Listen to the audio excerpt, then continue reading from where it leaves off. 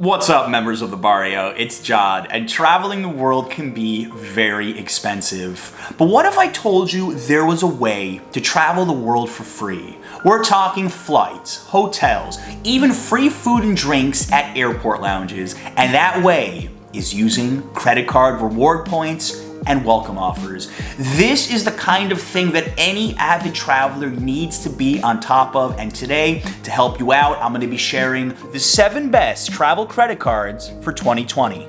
Now, some of these are great for beginners, people that don't really have credit cards for this kind of a use. I'm going to be telling you the pros and the cons of each of these cards, as well as who I think they're best for, so make sure to stay tuned until the end of the video. We're leading off this video with the Chase Sapphire Preferred card, not to be confused with the Chase Sapphire Reserve, which we will be getting to later on in the video. This is an excellent credit card for beginners if you love to travel, and it has a lot of really cool perks. What's appealing to me as of today is the welcome offer. 60,000 Chase Ultimate Reward points if you spend $4,000 in the first 3 months, and if you make this your everyday credit card, I definitely think that is very doable, depending on your spending habits, of course, but that value is so high. Using the Chase Ultimate Rewards portal, 60,000 points from this card would be the equivalent of spending $750 on many things, including hotels. And another cool perk with Chase Ultimate Rewards is you can transfer them to certain partners. One of my favorites is Hyatt. You can transfer it at a one-to-one basis. So if you transferred 60,000 points to Hyatt, that's good for a Category 3 hotel for 5 nights. I actually utilized this very redemption to stay at the Hyatt Regency in Tokyo, an amazing location during cherry blossom season. That hotel normally was costing $300 a night. So we'll start off with 60,000 reward points, very valuable from Chase. There's also no foreign transaction fees, which is very common with most of these travel credit cards. So swipe this in Paris and no guilt, no extra fees are going to be applied to your account. Also, 2 times the points on dining and travel expenses. Heck, this is a travel card, so that is quite useful. There is an annual fee of $95. This is much lower than the annual fee of $450 on the Chase Sapphire Reserve card. Something to consider, and that $95 annual fee I think is more than canceled out with that extremely generous 60,000 Chase Ultimate Reward Point welcome offer. As for cons, I think the biggest is that you don't get global entry, you don't get TSA pre-screen, you don't get lounge access with this card like you would get with, let's say, the American Express Platinum or with the Chase Sapphire Reserve. But for that reason, I think this is the perfect starter travel credit card. Next on the list, the Capital One Venture Rewards card. And this credit card is perfect for somebody who gets confused by all of this technical talk about points and where to transfer it. If you just want to keep things simple, this is a great starter travel credit card. As of today, you're looking at a 50,000 point welcome offer if you spend $3,000 in the first 3 months.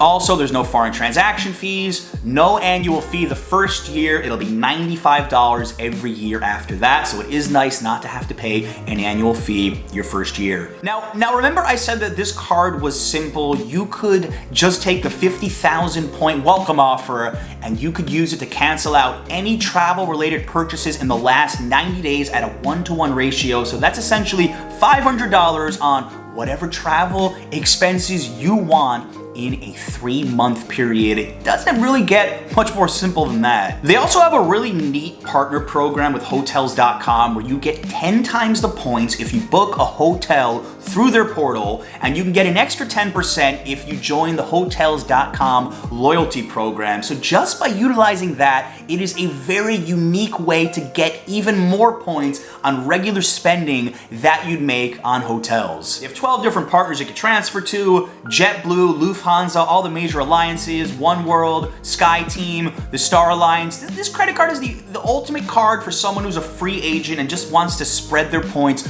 over many different things. Now the cons of the credit card. It does not have the same amount of transfer partners as American Express and Chase. I also like the Chase Ultimate Rewards portal better than Capital One. But again, for someone who is a beginner to travel credit cards, I think this one is definitely one of your best options. The Hilton Honors American Express card. Now, Hilton has such a big global reach, and if you're a beginner to travel credit cards, I'm gonna recommend this as your hotel card simply because there is no annual fee. We're gonna start off with that as the biggest pro of this credit card. And the current welcome offer, 75,000 Hilton points as of today if you spend just $1,000 in the first 3 months.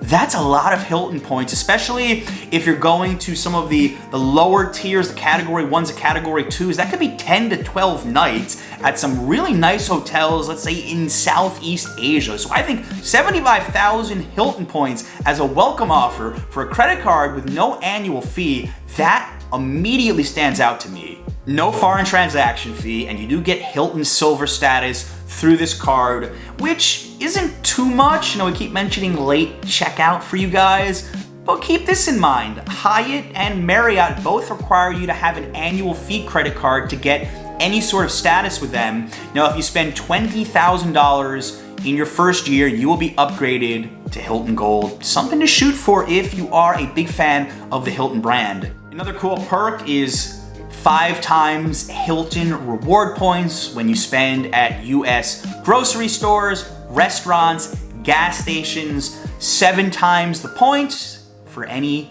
Hilton property spends. What about the cons? Okay, you don't get a free night out of this card like you get with Hyatt or Marriott, but then again, those cards do have the annual fees attached. Also, as I said, silver status, not really worth that much with Hilton. If you travel to Hilton a few times a year, I think this card is absolutely a no-brainer. For you business owners out there, the Business Platinum card from American Express offers some of the best travel perks in the entire industry. It's also a really cool looking platinum credit card if that's any more extra incentive for you. But seriously, if you have a lot of business expenses, you've got to pay attention to what this card can offer you. The current welcome offer can be as high as 100,000 membership reward points, but there's going to be some spending involved. You'll get 50,000 membership reward points after spending $10,000 in the first 3 months, and the next 50,000 if you can spend 15,000 more dollars in that same 90-day span. If you have a business already and you're going to be spending $25,000 over the course of 3 months, then putting it on your Business Platinum card is one of the best redemptions you can do. American Express has so many different partners you could transfer to. I think that is one of the biggest advantages of any of the American Express cards. Another huge perk of the Business Platinum card is access to the American Express Centurion Lounge at airports. They have a great one at LaGuardia, in Las Vegas, in Houston. I have been to them before. They are some of the best lounges you could find, especially in the United States. You know, gourmet food, cocktails, all included with this credit card. And if you travel a lot, that is a perk that you could really take advantage of. We're gonna be talking about some hotel credit cards in a little bit, but with the Business Platinum, you are automatically gold at Marriott, you are automatically gold at Hilton, and this can lead to some great upgrades when you are staying at those chains. Another unique perk with the Business Platinum card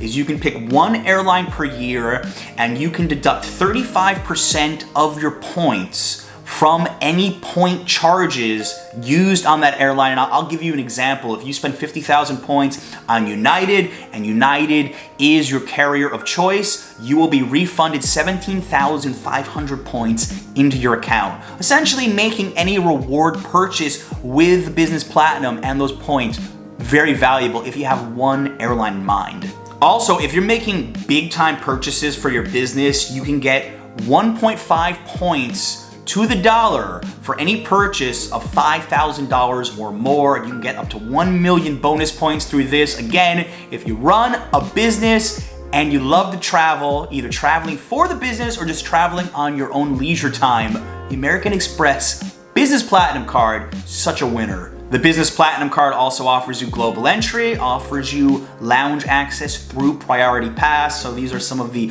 upper echelon benefits of a card like the Business Platinum. Now on to the cons, and the big one that's gonna scare some people is the $595 annual fee on the Business Platinum card. But if you are getting a lot of perks from all of those benefits that I mentioned, if you're using this card all the time for your business, I think you are just canceling out that $595 annual fee per year. You know, this is considered a higher end, more of a luxury card. So if you're traveling all the time, or if you spend a lot of money on your business, I think the $595 annual fee really, you're not gonna feel it that much. The Chase Sapphire Reserve, I like this card so much, I have it myself. And funny story about this guy, 3 years ago when it came out, it was the most popular travel credit card ever. It was so popular that Chase actually ran out of metal to print it. That says a lot, and I could wax poetic forever about why I really love having this credit card, but it is considered a premium card. We're gonna talk about the perks, we're gonna talk about some of the cons as well.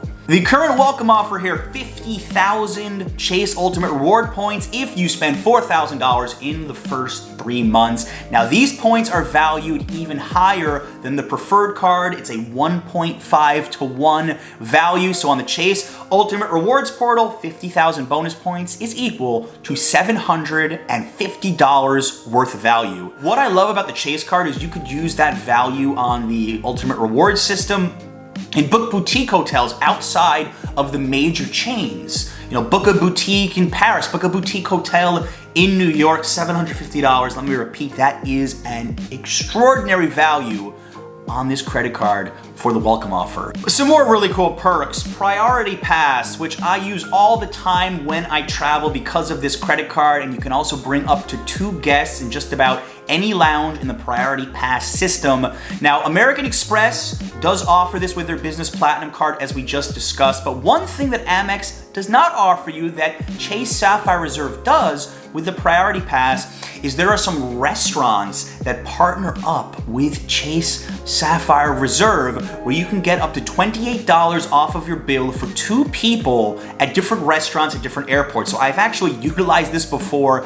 Just at JFK a couple of months ago, went to a steakhouse. We each got burgers comped. That was a really cool perk to just go to a restaurant and basically eat for free with my wife. Global entry is another perk that you're gonna see on more of the higher end credit cards like the Chase Sapphire Reserve. So, you know, when I come back to the United States, you don't have to wait in line for immigration. You just scan your passport and you're in and out within 2 or 3 minutes if there's no line. It is super, super nice. A very underrated value of the Chase Sapphire Reserve is you get 3 times points on travel expenses, 3 times points on dining, and if you like to travel, I could really see those Chase Ultimate Reward points accruing in a hurry. You go to a big city, you're gonna be eating out a lot. Over time, I've seen my Ultimate Reward points going up, up, and up because I spend a lot of money on travel. There's also a lot of airline transfer partners. You can send these directly to United. You can send these directly to Hyatt when we're looking at hotels, as we discussed with the Chase Sapphire Preferred. Now on to the cons, and the biggest con of this credit card is the annual fee, $450, which will scare some of you out there, but there's a huge caveat. With that $450 annual fee comes a $300 travel credit. And if you're not spending $300 a year on travel, well, you probably shouldn't be getting this credit card. But it's not just airplanes, it's not just buses and trains, it's even Ubers, it's subway swipes in New York City. It is very easy to spend those $300. I spend it so fast on this card, and it turns an annual fee from $450 to just $150, which to me makes the Chase Sapphire Reserve one of the best premium travel credit cards in the industry. And the other con is that, you know, when this card first came out, the welcome offer was 100,000 points, which was incredible. 50,000 points, not bad at all, but yes, they have in the past had some really big welcome offers, so we can call that a con, why not? On to the gold Delta SkyMiles card from American Express. This one's pretty intriguing if you like to fly Delta, but you're not a business traveler, you're not traveling all the time, but Delta is still your choice airline. this one could be just for you. The current welcome bonus is 60,000 Delta SkyMiles if you spend $2,000 or more in the first 3 months, and also a $50 credit on any Delta purchase in the first 90 days. So you're looking at a free meal or two on your next flight with this. 60,000 SkyMiles, very good. Easily a round-trip domestic flight within the United States. Plus, you could transfer those SkyMiles to many, many partners. You also get main priority boarding with this credit card. And if you're anything like me and you hate boarding last, if you have a carry-on bag, because you know how people are on airlines today, I could do a whole video about that. So being able to board early if you're gonna stow luggage is a very nice perk if you do like to fly Delta from time to time, trust me. Another perk is no annual fee the first year, $95 after the first year. Another cool perk, your first checked bag, absolutely free, which is a value of $30. You can also get Delta Sky Club access at $29 because you have this credit card, which is not open to the general public. I have been to the Sky Club before. If you have a long layover, $29 is a good price to get in there with all the things they've got going on. Some of the cons of the credit card, you get just a 1-to-1 dollar-to-point ratio on any spend that is not related to Delta, so it could be difficult to accrue Delta SkyMiles through this card unless you're spending a ton of money on it. The other con is you don't really get any premium status with this credit card with Delta, but there's not really any credit cards out there that will give you airline status anyway. The other would be if you don't fly Delta that often, then I'm not sure it's the credit card for you. The Alaska Airlines Visa Signature Card. This is a real wild card. My parents actually each have one of these. My dad is quite the savvy traveler, and I'm gonna explain why they have this card and what sorts of people this card would be perfect for. Let's start with the big perks, and the current welcome offer is 40,000 miles if you spend $2,000 in the first 90 days. That is good enough for a domestic round-trip flight within the United States. Next up is their famous companion fare, which is something very unique in the credit card industry, in the airline industry.